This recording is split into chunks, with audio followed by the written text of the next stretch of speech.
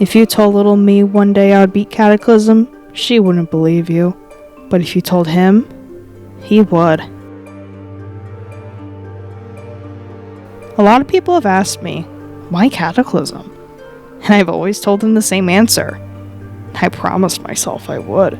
When Cataclysm was verified, I was amazed. I love the song and its colors. I would watch the level on repeat every day. I don't know why it spoke to me so much as a child, but it just did. When Cataclysm got hacked, I thought I would never get to beat it. But when it came back, I knew that I have to. That's if I even could. I have a, what's it called? A minor skill issue. Just a minor skill issue, okay? I spend way too long on levels than I should. I'm able to beat them, I just kinda suck at them. I die dumb shit all the time, but I'm great in practice mode, of course I am. Why wouldn't I be? When I beat Sleepless back in July of 2023, life was feeling good. I was the manager of Wartrox's Hypurdash News Center. I had a bunch of close friends, then it happened. I had to choose between my friends, my job, everything I worked for him. He wasn't a good person, I knew that, but I had to leave him in order to continue with my goals. He made sure to tell me I was making a mistake. You're really going to choose some dumb server over me? 2 years for them? I made my choice, and he made his. You should have never beaten Sleepless. You'll never beat Cataclysm. You're a bad player, hypurdash. Obviously, I wanted to prove him wrong, but slowly everything he told me that would happen started coming true. Some of my closest friends turned out to be really shitty people. Someone I found love for didn't want to commit to me. My parents would end up being aggressive for me wanting to transition. Every day, people in GDDP were telling me they just wish I left the server. But why does any of this matter? How does this relate to Cataclysm, you might ask? I'll tell you how. At one point, I didn't want to do it anymore. It was like everything and everyone I ever trusted was against me. I wanted out. But there was one thing I couldn't not do before I left.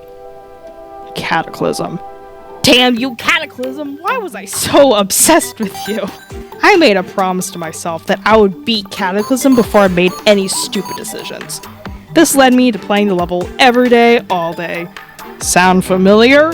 History repeats itself. I died to something stupid, I died to 58. Big deal. Felt like I shouldn't have died there. We kept going anyway. Then 65. Alright, annoying, but can't let that stop me. That's a normal death that people have. Go, look at me go! Ooh, I'm so close, almost done, and... fuck, what the hell? 75? Really? Everything. It's all a joke. But I didn't feel anything. I went outside and walked around my backyard. Wow, GD players going outside, that's crazy.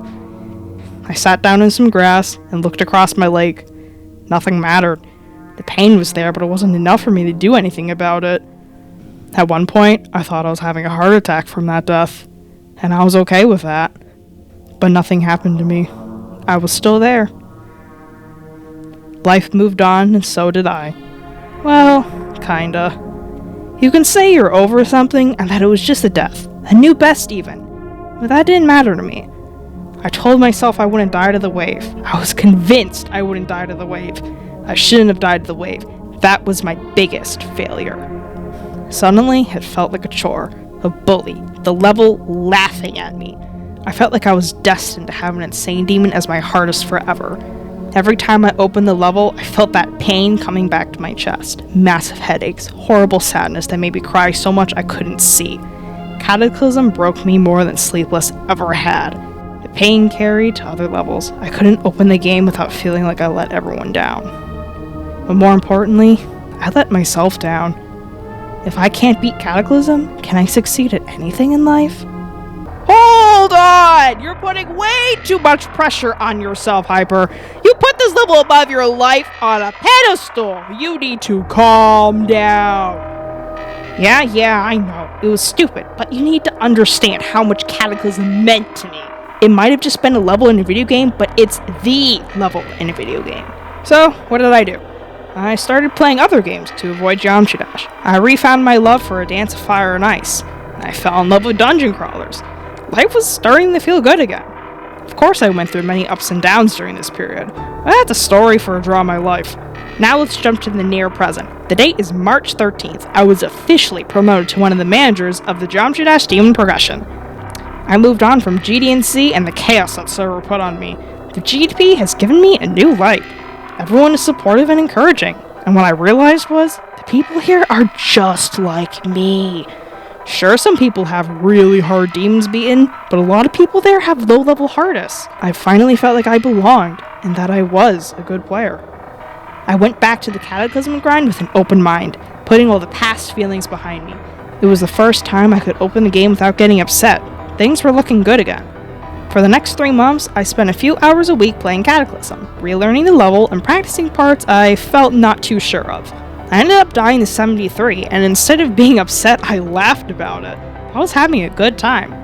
What I forgot about so long ago is that video games are meant to be fun. Forcing myself to try to beat Cataclysm was making it unfun and slowed my progress.